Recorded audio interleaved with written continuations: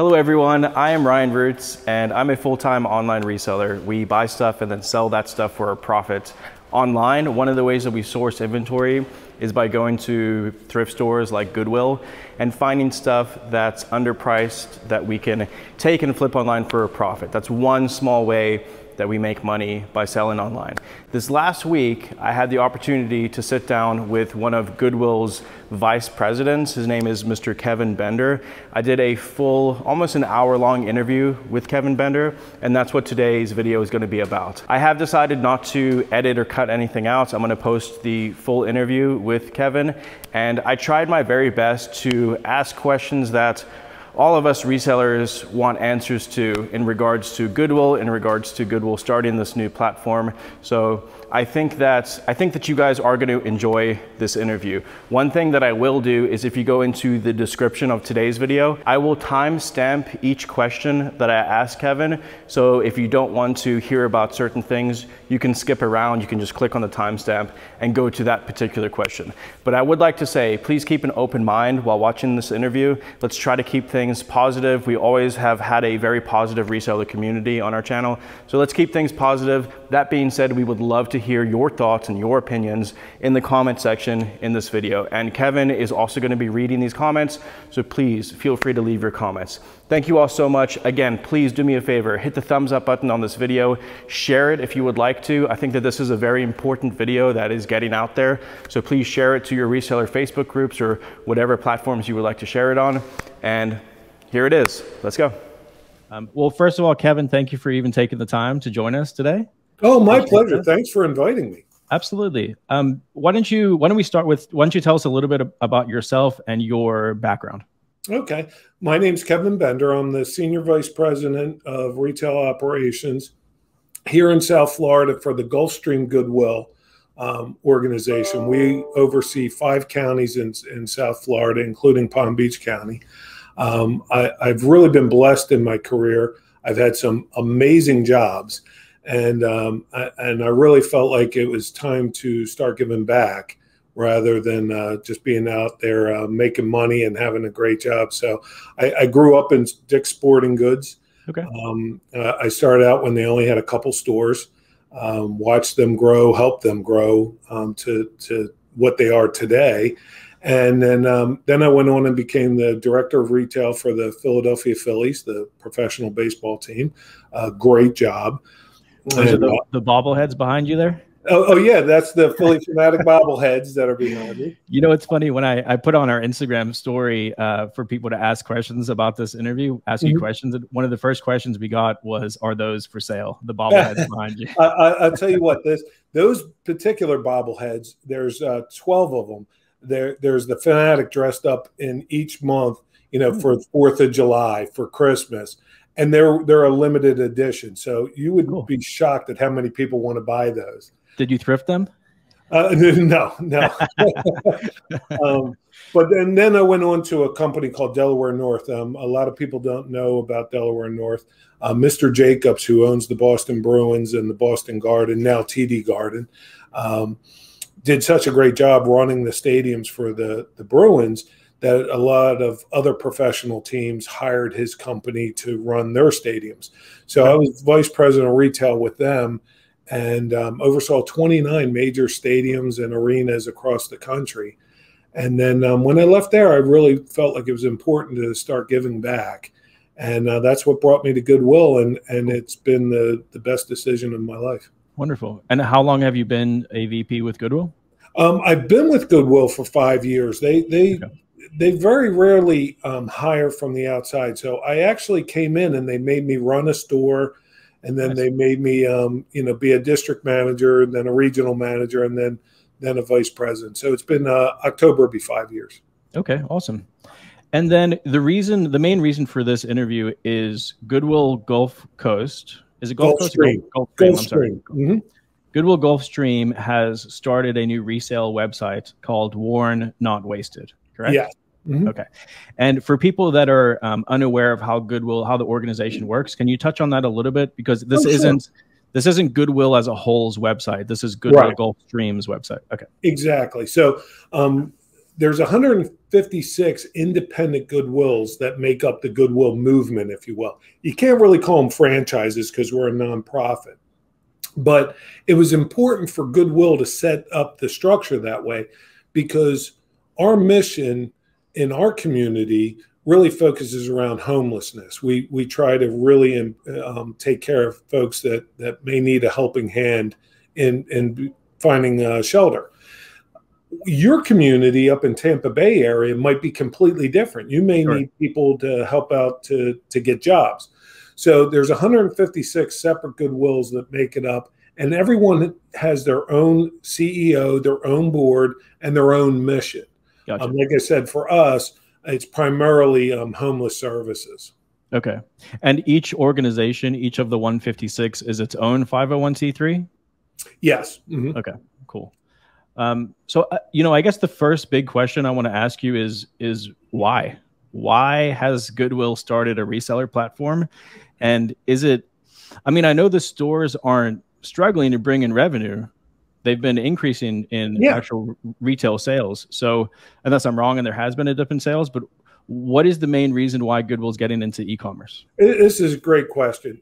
So here at our Gulfstream Goodwill, the Goodwill that I'm at, we started embracing resellers back in 2019.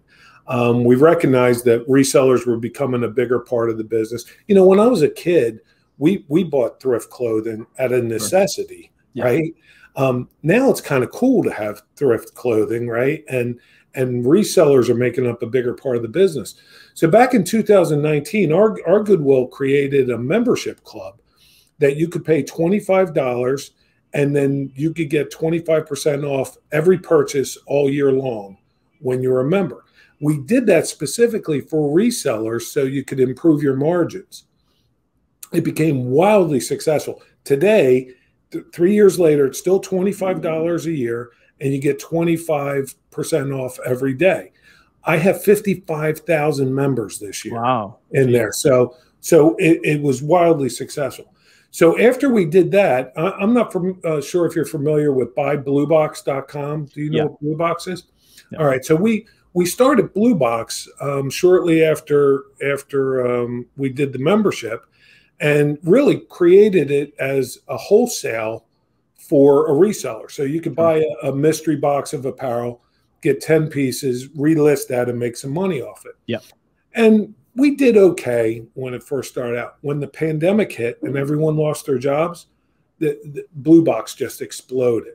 And I was very proud that people were sending us emails saying, hey, this is the only way I survived during the lockdown. Sure. Because they couldn't source anything. Yeah. So after the success of that, we said, you know what, this is a community that we want to embrace. So we started looking at all the platforms, and the platforms charge outrageous rates. It's Poshmark's at 20%. 20%, yeah. eBay is what, 12, 13, depending on what you're selling. Sure. And my boss said to me, he's like, if Governor DeSantis said tomorrow that he was going to tax your income at 20%, there would be riots in the streets. But resellers are putting up with this. Sure. So that's what started the idea of creating a marketplace for resellers. I know some resellers out there are thinking, Goodwill's the evil empire and we're trying to compete with them or we're data mining. We really aren't. This is honestly how we came about it. So we wanted to give resellers a more reasonable commission rate or even a flat rate. We think we're the first ones out there that give a reseller 3 options on how to pay to sell on a marketplace. So this was really built out of trying to help the reseller. Can you explain more about those membership options? Yeah. So we think a commission rate's very important. Now, 20% I think is crazy. I really do. But the commission rate is important because someone can come on your website or our marketplace, set up their storefront, or if you will, even it's almost like their own online presence, their own website, set up a storefront, list as much as they want, and it doesn't cost them anything until they sell a product. Then when they sell the product, the marketplace is going to take 10%, and then they'll profit 90%. Well, they'll get the 90%, you know, their cost of goods and all. So we felt like that was important. So somebody brand new, just trying to get started, could get up and running, get their own storefront, and then really not have to pay anything till they sell. So that's a 10% commission. Now we started thinking, if somebody's successful and they start selling $1,000 a month, that's $100 commission. Right. Well, if we truly want to help a reseller, we said, you know what, we should come up with different levels. So the more you sell, the more you can put in your pocket. So the next level of success we call the startup. It's $50 flat fee, no commissions at all. Sell as much as you want, only pay $50 plus PayPal fees. Sure. On there. So if you're selling over $500, it makes sense to pay a $50 fee. Yep. So you're not paying any more commission. And then the highest level, $75, and that gives you some tools. You can put items on sale. You can have featured listings. And then Empire, we're doing spotlights for, you know, those resellers on Instagram, that kind of thing. So sure. if you're selling $2,000 a month on Poshmark, your commission's $400. Right. If you're doing 2,000 on us and you have the startup, you're paying $50. Okay. So that is how we felt like we could help the reseller. Yeah, that's definitely a reseller geared structure. That's good. Yeah. Yeah. That's good. Okay, cool. So let me ask you this, Kevin, is Goodwill, Gulfstream, or Goodwill in general, are they also going to be selling on the platform themselves, or is it purely for resellers? Well, I'll be perfectly transparent with you. When we started this, when you build a marketplace, it really comes down to what came first, the chicken or the egg, right? If you don't have any sellers on there, you're not going to get any buyers. And if you don't have any buyers, you're not going to have any sellers, right? So we were the first ones. My Gulfstream Goodwill were the first ones to list on there, and we have a storefront on there. Subsequently, some other Goodwills have got on there as well. I'm not planning on making that the crux of our business. I really, for lack of a better term, got on there to try and prime the pump to get things going. Sure. We're probably always going to have a presence on there, okay. But it's not going to be my main online presence. Okay. And going back to, you said, you know, people were concerned, which is a concern that we've had come up about Goodwill using this website to data mine, right? Yeah. To figure out what are the actual prices that things are selling for and how can you use that to mark up your items in store. Right. Are you saying that that's not going to be happening? Today it's not. Today it's not. Okay. Yeah. Now, and I'll be perfectly honest with you. I'm more concerned about the health of the marketplace. Okay. I don't really care about if somebody's searching Nike performance polo shirts, right? I know what we don't set the price, right? If I price something too high and the consumer doesn't buy it, that's not good business. That's right? true. Right. So I tell my people we need to price it to sell.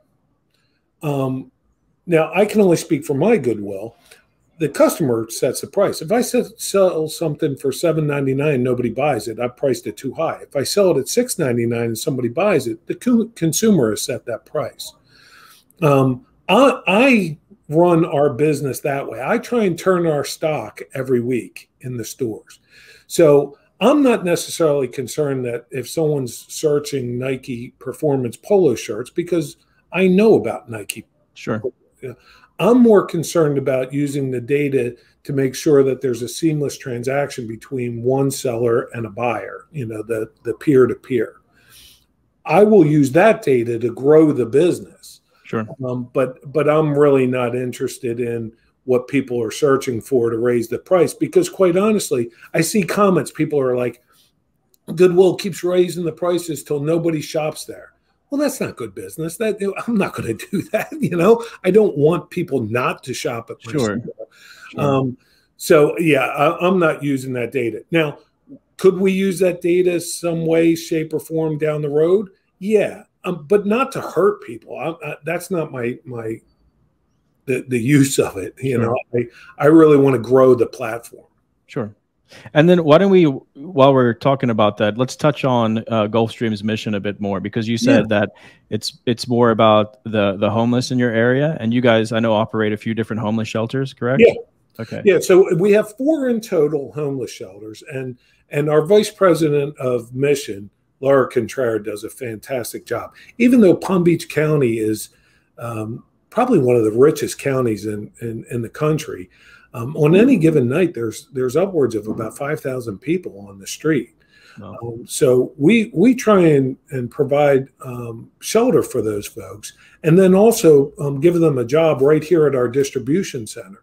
So if they come to us, need shelter, we can give them shelter, 3 square meals, and then also a job making $12 an hour in our distribution center, hopefully to get them back on their feet so they can get an apartment, something like that. One of the other things our mission does, which is fantastic, we have a charter school for young adults with barriers, maybe disabilities, and they can go to school.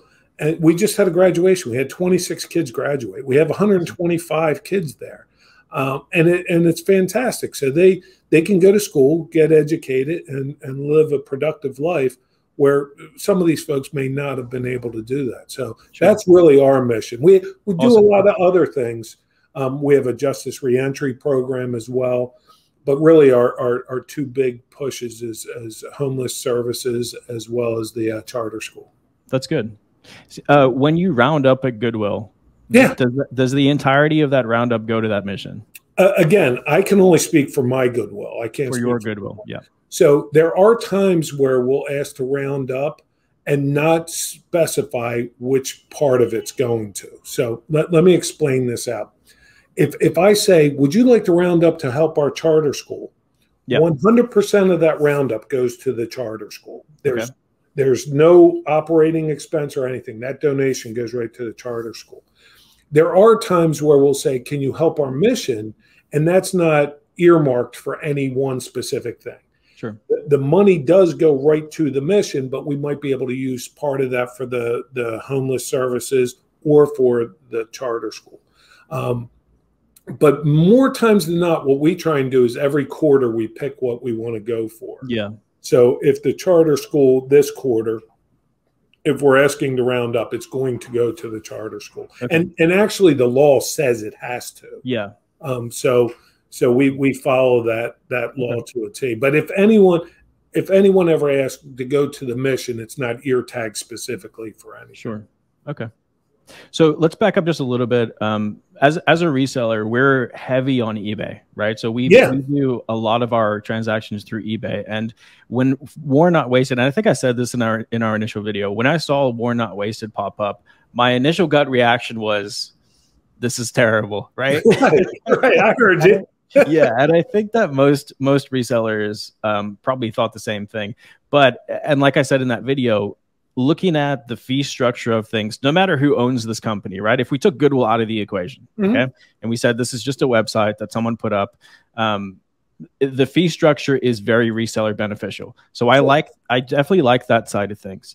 I also like that it throws a wrench into the reseller marketplace, where it could cause, if it grows large enough, it could cause other platforms to adjust their pricing to compete. I like that side of things. One thing that I will say that was,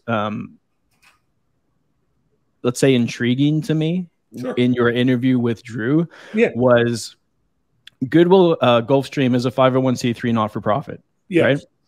War Not Wasted is a separate for-profit company. Is that correct? Yeah. Okay. Why? There's multiple reasons for that. And I'll speak to it the best I can. A lot of it is because our attorney said, you got to be careful here. And let me tell you a couple of the reasons. One, there's different taxes in every state, right? It's called Nexus. So when you own a marketplace, either the reseller themselves or the marketplace is going to be held responsible to pay the taxes in the states that are purchasing items. Correct. We felt that it was really important that we took care of collecting the tax and remitting the tax on the seller's behalf. It's way too complicated for a reseller to know all the different taxing laws across the 50 states. once we started delving into that, there was it was a problem being a nonprofit and collecting all these taxes and paying taxes. They're way too complicated for me to understand. So the way we set it up is it's a for-profit, but is solely owned by Gulfstream Goodwill. Okay. So the other reason was, just like any other business, there's liabilities if you're to be sued. Sure. So we had to make a separate LLC. So if there was anything that we got sued for with Warren Not Wasted, it wouldn't be attached to our mission and hurt our shelters and that kind of thing. Yeah. So that's the best I can say to it. Sure. I can tell you we initially were setting it up as part of Gulfstream Goodwill as a nonprofit. And then a couple attorneys said you could really put yourself in harm's way. Sure. Not only Gulfstream Goodwill, but our mission and all of that. So, but it is owned by Gulfstream Goodwill, the 501c3. And I mean, that makes sense. We have a corporation, we have an S Corp, and our S Corp owns other LLCs underneath it. So sometimes that is a good way to do things. Right. Do you said it is solely owned by Goodwill Gulfstream? So there's no other partners in? No, it's funny. This was a huge undertaking for us to build this. And we did it ourselves. And quite honestly, our team is a young team of 6 people, is really the only people behind this. And we used an outside company to help us develop this. I'm not a recruiter. But in many cases, I did this overnight because some of the developers are overseas. So we were on the phone late at night doing this. But we didn't go out and raise any money. We really did this on the cheap. I'm actually pretty proud that we were able to pull this thing off without spending a lot of money on it. That's good. Yeah. The 6 people in the organization, are they given share options in the company? You know what? We're 24 days old after launching. So congrats on the launch, by that. Yeah, I would love to think so, because they're great folks. They really have done an amazing job. You're going to start seeing more and more of them. We're going to start doing some Instagram posts with them. I am the oldest guy in the group, and I raised the average age significantly. I mean, this is mostly 20-something people that just were passionate about helping resellers. That's good. And they've done a fantastic job. That's good. Very good. Let's see. So again, not to harp on it too much, but the profits from Warren Not Wasted are funneled back into Goodwill Gulfstream? Yeah. Okay. So essentially, Warren Not Wasted, it's a for-profit company, but its profits are going back into a not-for-profit company. Exactly right. Okay. Exactly. And then you talked about it a little bit in the interview with Drew as well, but can you talk about the percentages of the income or the gross revenue that comes into Goodwill Gulfstream, which I believe all I've seen is 2020, but in 2020 was $50 million. Of that $50 million, from what I saw, just over $6 million went to the mission. So that's roughly what, 13–14%? Yeah. Okay. So let me explain. And again, it's only my Goodwill, because every Goodwill has different models and can do things differently. We lease all our buildings here, so we have a much higher expense because of the leasing. So what the way our Goodwill works, and the vast majority work, you get a donation in, you sell that item. There's no cost to it. You sell that item, and then you pay for the employees who process that item. You pay for the electric, the rent, all of that. The monies that are left in a traditional business is your profit. We have kind of a double bottom line. That's what we have left. That's the profit we made off it. Now, off of that profit, we take 90 cents of every dollar out of that and put it into our mission. So we call it a double bottom line. So if we make $100, $90 goes into the mission, and $10 goes into you have to have some kind of reserve. Sure. To be able to go out and get other leases and buy equipment and that kind of stuff. So that's how we work here. Now, some Goodwills own all their buildings. So they make a higher percentage, and then some put as much as 98 cents into their mission. You know, when I got here, the first year I was here, we put 106% of our earnings into the mission. We actually lost 6%. But the situation dictated that we needed to prop up some of our mission. We needed to spend money to help the community. Yep. But the government allows us to hold. You know, we're at hurricane season right now. You know, we need to have a reserve in case, God forbid, a storm comes through and we're shut down or anything like that. But in our organization, 90 cents on every dollar of proceeds go back into the mission. Right. And although the goods you're getting are donated, your labor costs are quite a bit higher. Significantly higher. Yeah. Traditional retail usually stays around 7 or 8% of labor costs to total sales. Okay. In Goodwill, it's about 26 or 27%, because even though the goods come in, you have to sort them. You have to make sure they meet your quality standards. There's a lot of processing to do. So let me ask you this then. Let's say, you know, I support your mission, which I do, by the way. I know you do. Thank you so much. We appreciate that. Sure. But let's say that I don't have goods or I don't have donations to give to Goodwill for them to then clean up and sell for a profit. Mm-hmm.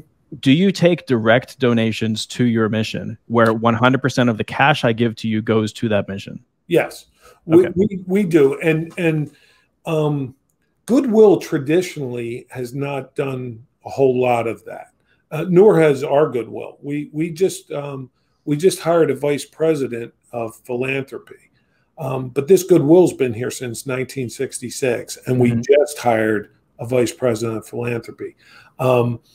Because Goodwill was built on putting people back to work and processing the goods and all. So traditionally, a lot of Goodwills don't do that. But we felt like it was important that if someone was out there and said, hey, I want to help your charter school. I want to give you X amount of dollars to support your charter school. We wanted to have a vehicle to do that. And yes, for our Goodwill, if someone says, I want this to go to the charter school, 100% goes to the charter school. So essentially I could source stuff, sell it on War Not Wasted, make a flat fee back or make a commission back, and then donate that. If I don't want to give goods directly to the Goodwill stores, I could give it direct to your mission. And Ryan, I hope you do that. Well, listen, the main reason I ask is because there's a lot of people over the years who have been concerned about the elevated salaries. I'm not saying at your Goodwill, but there have been elevated salaries at certain Goodwills, and there's concerns about CEOs making $1 million a year, and even at not to call out Gulfstream, but even at Gulfstream before you were there in 2015, I looked it up. In 2015, the CEO made just under $1 million. Yeah, and I can't speak to him. We have a new CEO here. Yeah. Who hired me in Atlanta. And then when he came here, I followed him here. He's been with us for 28 years. Right out of college, he came to Goodwill. The CEO of Gulfstream now? Yeah. CEO of Gulfstream now is Keith Kennedy. He's been CEO for who's Marvin Tannick? He was the CEO previously. Okay. Because you said he was CEO for 28 years? No. The CEO that's here now has been with Goodwill for 28 years. I see. Marv was with Goodwill for 40 years. Marv was here for a long time. Now, Marvin's done very well with Goodwill. Yeah. And again, I can't speak to what's going on elsewhere in the movement. My CEO doesn't make anywhere near that. Sure. But he didn't get into this to make money. He started right out of college in Goodwill as a case manager, and his passion is helping people. And I can't speak to someone. There's a lot that goes out on the internet that is not truthful. Correct. As a matter of fact, you guys brought up the job listing for War Not Wasted. Yes, yeah. That's a made up job listing. We didn't. No, it's not. No, it's yes, not. it is. Is it really? Oh, wow. Well, look at me spreading fake news all around. Yeah, but you didn't know, and what bothers me is somebody Wow. sat down and took Photoshop and made this fake listing. Wow. So if you look at it, it says it's posted on LinkedIn. We reached out to LinkedIn. It was never posted on LinkedIn. It's just a Photoshop. It even says our headquarters is in Rockville, Maryland, which we're not. We're in Palm Beach County. Somebody went and saw that Goodwill International's in Rockville, Maryland, put that on there. That's completely bogus. I didn't list that posting, and I was kind of frustrated when Drew posted it, because I've reached out to Drew and I said, that's not real. And he said, well, how do I know? I said, I just spent 3 hours with you on a podcast. Wouldn't I have just told you I was looking for that? But that's the kind of stuff that hurts. Well, there's one that goes around that talks about Mark Curran making $2.2 million. There's never been a Mark Curran CEO in Goodwill. So it's bad. Now, on the flip side, some of these Goodwills, our Goodwill does a significant amount of money. You'd have to talk to our CFO, but we're upwards, all in, we're like $70 million, right? Sure. You're not going to get a CEO to run a $70 million organization and pay him $25,000 a year. Of course not. So what you got to do is find a balance. And I think we have that here. I really do. Okay. So, I'll tell you what I'm doing here. I would make a lot more out in traditional retail, but I get a lot more for my heart here than I do outside. And I have made more money. Yeah. So touching on that a little bit more, one thing that I found, which this was a new thing to me that I didn't know in your interview with Drew, was your store managers are commissioned out 4% on, is it net profits over goal? Yeah, it's on net profit. They're at 4%, and the assistant managers are at 2%. Okay. So doesn't that incentivize them to raise prices? No, it really doesn't. You got to understand, I truly believe this. If you price things properly, you're going to sell them. You're going to turn your goods. If you continue to raise prices, we're going to have to raise prices at times. It just happens. Our rent goes up, our electric goes up. Of course. So we're going to raise prices. But if you raise your prices too high, you lose your customer base, right? Right. And so really their job is, we incentivize them to operate their building as efficiently as they can. So we allow the stores. We're one of the only businesses out there that have frontline associates making pricing decisions. The guy who's stocking the shelves at Target, that stuff's coming in, it's already priced. A buyer has already gone through an algorithm and found that that's the proper price. We have someone in our back room saying, I think this is worth $7, right? And they put $7 on it. Now, the problem I have is I can't let that sit on the shelf. So if $7 is too high, it's just going to sit there. So we honestly tell our people, price it so it will sell in 2 days. That's and I'm being completely transparent. Yeah, now, that's great. Do we do that right every time? Absolutely not. But that's our goal. Now, the store manager is not on sales. They're getting bonused on the net proceeds over budget. So for them, it's important to price it right so it sells in 2 days, but then also do it in the least expensive way they can so we can add more money to the mission. We reward them by giving them, a bonus so we can pay people more. Sure, absolutely. Does that bonus continue up the scale to your regional managers, to your VPs, to your CEOs? Yeah. It does. So and there's some differences on them. Everybody's judged on a different scale. So like for the store manager, it's based on the store's profitability. For the district manager, it's based on the district's profitability. Now, as you get into executive leadership, it's based a lot more on the mission side. Like how many people can we help? There's still a component on sales, but there's other components to that. But yeah, we have a bonus structure that goes all the way through. Okay, that makes sense. Here's a big question. Yeah. And again, I'm sure you'll only be able to answer this for Gulfstream. Absolutely. But a question we get all the time is, do Goodwill employees watch reseller YouTube videos to get ideas on how to price items? Oh, I'm sure they do. Yeah. You know, I don't think that's a bad thing, right? We're trying to raise as much money.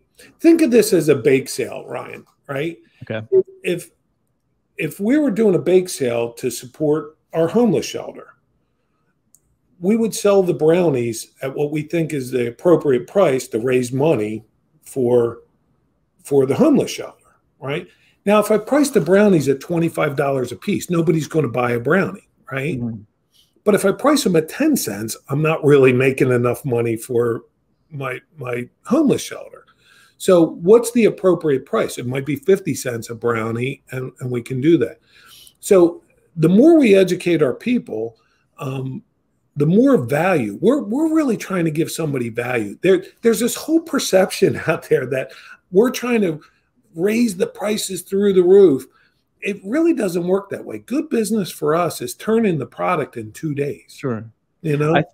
I think the big misconception here, though, is like you said, there's a balance. There's a balance between the funds that are going to the mission and the funds that are going elsewhere. But also, you going back to Worn Not Wasted, you said that website was created primarily to help resellers. Right. Well, if you took an item that a reseller could double their money on, and instead of that, gave them the ability to triple their money on, isn't that helping a reseller a lot more than giving them a platform to sell on? Yeah, and that's why we started the membership that we have here. We give resellers 25% off. I can tell you right now, Ryan, no other Goodwill does. Yeah, can you tell Tampa to do that? That would be great. And here's the other thing, Ryan. We ask for their license, their cell phone number, and we take a picture of them so we know it's them that's using it, right? 4 times a month, we run sales just for those resellers. No other Goodwill's doing that, right?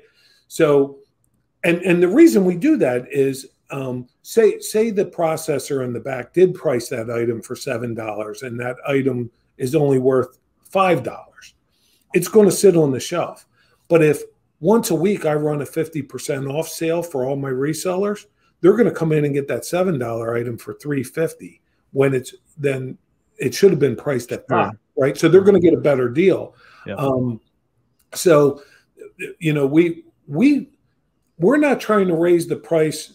We're focused to the reseller. Okay. And if the reseller comes in and can buy 6 items as opposed to buying 2 items, I'm going to win. I'm turning my inventory and doing it. So again, I can only speak for me. I don't know what other people are. And I mean, you know, I kind of hit on this a little bit in the other video that we did as well when I was talking about Goodwill could have gone the opposite way. They could have done what some other thrift stores have done and say, if you're a reseller, we're going to limit your buying. You know what I mean? Crazy. It is crazy. I think it is crazy because if you look at, just like you said, your membership has, what'd you say, 55,000 members? 55,000 this year. That's an insane amount of resellers. Yeah. Oh, absolutely. We're doing reseller clinics in the stores. Yeah. So we put out a text to everyone and said, we're doing these resellers. You guys said you were going to wear masks and stuff. Yeah. So, look out for us. So I've been keeping an eye out for Groucho Marx coming to my reseller. I have some pretty unique tattoos, so it'd be pretty easy to tell. So we are, the first time we were going to do it, we said we got 50 seats for free and we're going to have 3 seminars, right? So 150 seats. We sent the text out at 8:10 in the evening. We were sold out at 8:14. There's that many resellers or people interested in reselling.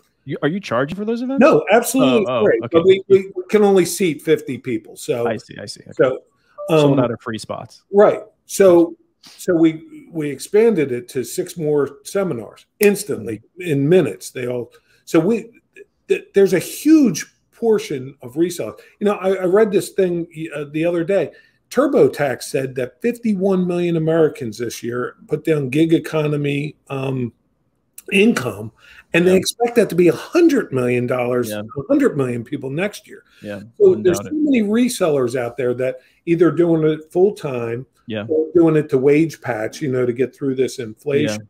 Yeah. So I know there's this backlash that we're attacking resellers. We're really not. I'm embracing them, and our sales are going up because of it. Sure, absolutely. You said that they're taxing resellers. I saw, and I kid you not, Ryan, I saw an interview with another organization, not ours, and the lady said, the resellers come in here and buy everything up, so my good customers have nothing to buy. Well, if they're buying everything, they are your good customer. Like, I don't understand how people think. And that is very, very refreshing to hear. The fact that Goodwill is supporting resellers, I love that. Listen, I don't agree with everything that's going on with Worn Not Wasted or with how things are run, but I don't run Goodwill, and I'm sure at the end of the day, I've heard good things and bad things about Goodwill. But each organization is its own organization, and how you run things is how you run things. So you can't take somebody, I can't take the word from somebody in Washington and say, well, that's exactly what's happening here in Florida as well. It's completely different. So I do understand that as well. Obviously, Goodwill has core principles that they try to run their stores by. Sure. Well, Reverend Helms started Goodwill 120 years ago by putting people to work, really. He didn't want donations of money because he felt like that was a handout. He wanted a hand up. So he said, send me your old shoes and I'll teach people to be cobblers. Send me your old clothes, I'll teach people to be seamstress. This is just the 2020 version of that. We're teaching people how to make a living being a reseller. And you know what? It's a profession. And I don't think people recognize it as a true profession. Sure. Poshmark charging 20% is not treating people like a professional. Sure. But, on the same side of things, though, at the end of the day, I feel like if you can go into a Goodwill, and this is most resellers are not full-time. 99% of resellers are part-time resellers, go into a Goodwill or go into a thrift store when they can, and garage sales and finding stuff to flip that way. There's very few of us full-time resellers, and the resellers that are full-time, most of us are not sourcing all of our inventory from Goodwill. In fact, if you are doing that, obviously, yes, that's going to be very difficult to do. But if you are doing that as a full-time reseller, I suggest finding other avenues to source. I agree. And I even in the manual that we produced, for the website, we recognized that we were going to talk to everyone from someone just starting out to someone that's seasoned. I try and help out in our Goodwills for sourcing, but we even recommend in the manual, go to garage sales, go to flea markets, estate sales, that kind of thing.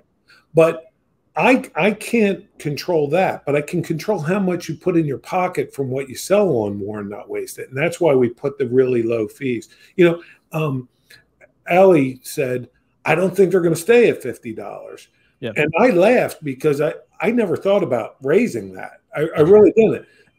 The membership fee that we started in 2019 was $25. It's still $25 today.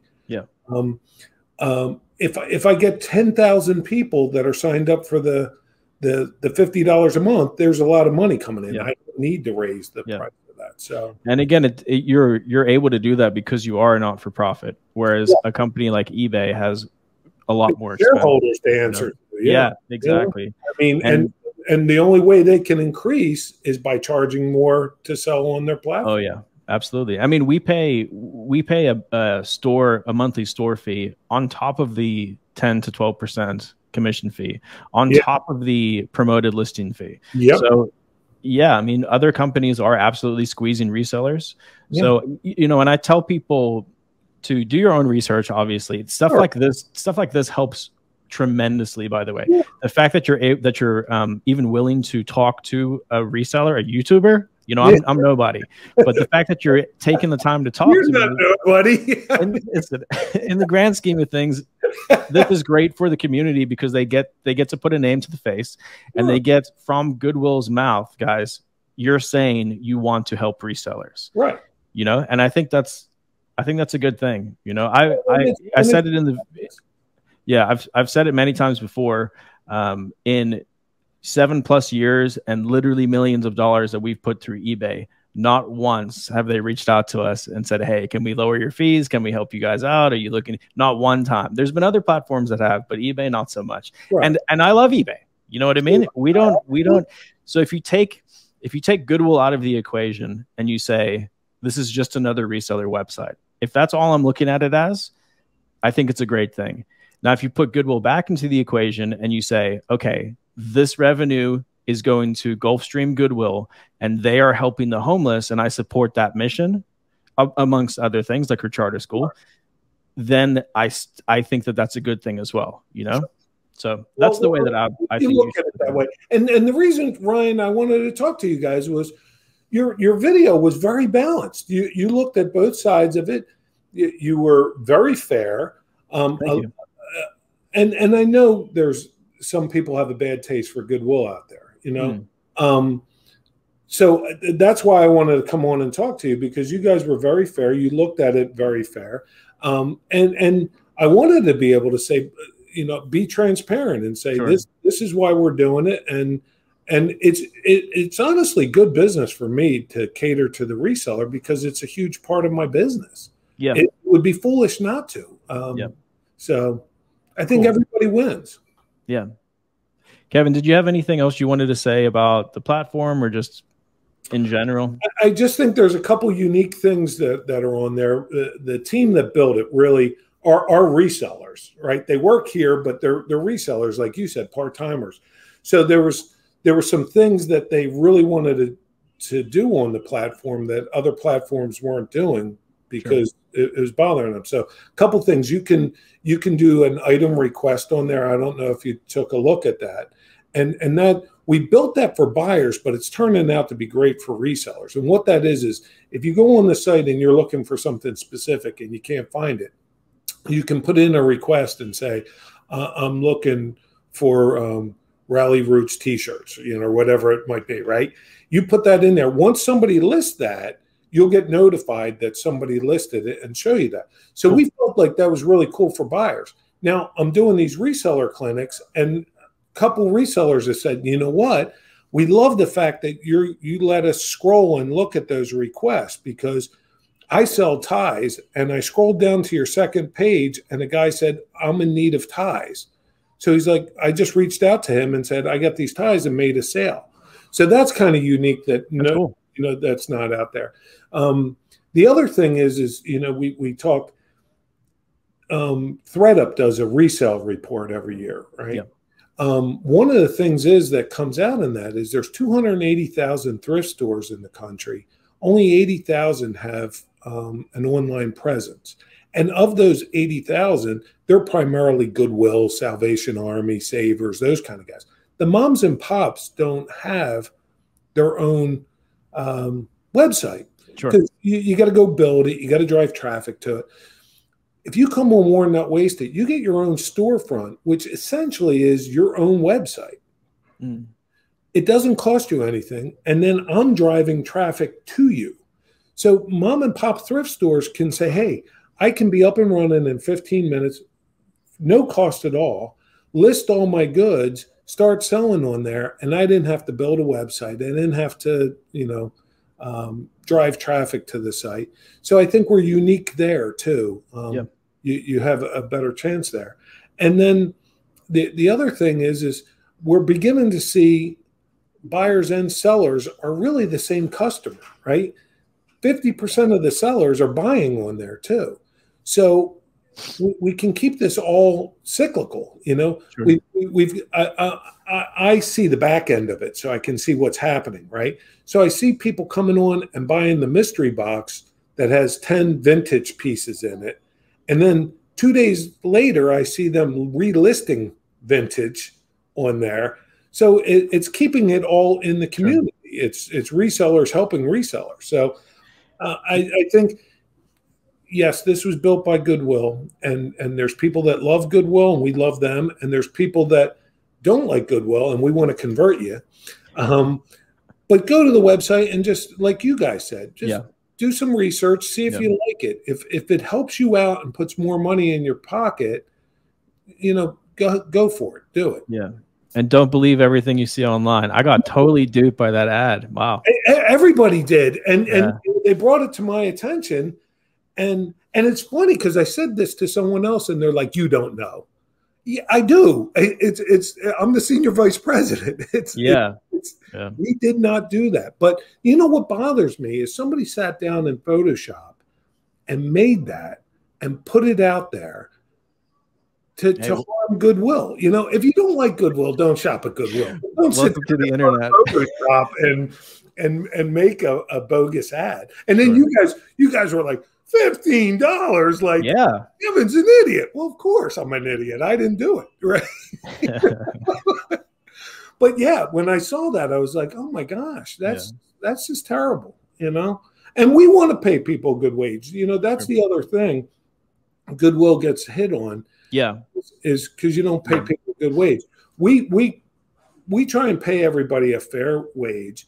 And then what is the average like store employee, not manager? What is their average hourly? If you average it across my stores now, you know, we got 30 stores and we've got 560 employees. We're at about $15. Now, I don't want to be misleading there. There's some people that have been here for a long time with us, and there's been some people that are here low. Right now, if you come in and work in our distribution center, you start out at $12 an hour. Yeah. But part of the reason why we started that bonus program was so we could pay people more, you know, if they did a good job. I mean, it goes right back to that. So we want to pay people a good living wage. We believe in giving them a good living wage. Do you know, one question that we've had a lot, which we kind of know the answer to this now, but people have said, and we've actually been told by ex-employees, I don't know what Goodwill they worked for, but there have been people that have told us that as a disabled worker, they've made literally pennies an hour working at a Goodwill. Is that because of they're trying to keep their benefits, the disabled benefits? There's a lot of reasons to that. First off, people should be paid what their value is, right? I hate to hear that. Yeah. First off, we have teammates. We don't have teammates with disabilities or teammates without that. It's teammates. So anyone that comes and works for us, they get paid the same. What gets confusing sometimes out there for people, and Goodwill gets a bad name on it, some folks that are on disability can only earn a certain amount of money, or they lose their disability. Right. I'm not sure everyone understands that. So you might want to pay them $15 an hour, but their disability only allows them their disability benefits only allow them to make X amount of dollars. Right. So that can be misleading. The other thing is there's training programs out there that that are grants that you can teach someone with a disability or any barrier that they may have to be able to earn a living wage. But that barrier that they have might only be that they can work 1 hour a day or 2 hours a day. So the grants are written where they get a stipend. You know, they get paid for learning what they're doing. Sure. So sometimes that's misconstrued. I can only speak for us. You come on board with us, you know, if the starting wage is $12 an hour, you're getting $12 an hour. Good. We don't want anyone to be underpaid. I wish I could pay people more, you know. I mean, you know, when we give out bonus checks, that's the best day of the month, right? You know, because I can say, you did a great job, you earned this, this is your money. You know, that's, to me, that's Christmas to be able to do that. So sure. And going back to Worn Not Wasted really quick again. I know in the name, Worn is in the name. Are there plans to expand to other categories like electronics, video games? Yeah, you know, I've been in retail for 35 years, but I never built a marketplace. So the first thing I did was studied all these marketplaces. And I'll be transparent. I learned a lot from Poshmark. Yeah. You know, he wasn't in the industry. You know, he's from Silicon Valley, But he recognized that if you narrow the categories, one, you can market it better because you can just focus on the people you want to get.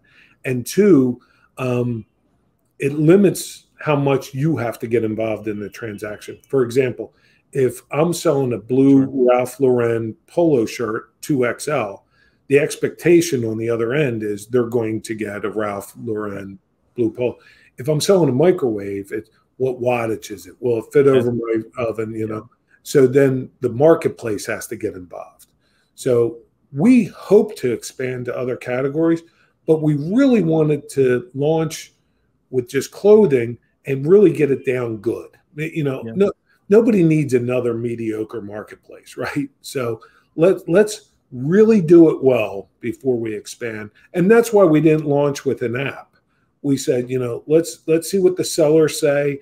Let's enhance it. Let's really do this well before we expand or we make an app. So I don't want to be, I'm not going to beat out eBay, right? But I can be the best marketplace out there. Cool. That's what we're looking. Nice. Well, Kevin, I really appreciate that. I think you cleared up a lot of stuff for a lot of people.